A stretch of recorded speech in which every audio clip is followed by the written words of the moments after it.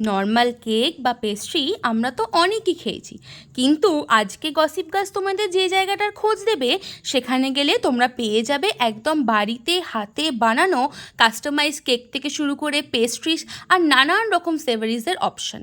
জন্মদিন, অ্যানিভার্সারি বা হঠাৎ কোনো খুশির দিনে বেকমি উইশে তোমরা পেয়ে যাবে নানান রকম অপশনস।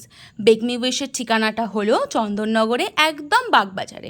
এখানে তোমরা নানান রকম কেক থেকে শুরু করে পাবে পিৎজা, কাস্টমাইজ কেক, আরও কত কী। বেকমিয়া উইশে ফার্স্টে গিয়েই আমরা ট্রাই করেছিলাম ওদের ব্লু লাগানটা। তোমরা দেখে বুঝতেই পারছো ওরা কিন্তু যথেষ্ট হাইজিন মেনটেন করেই এটা আমাদের বানিয়ে দিচ্ছিল।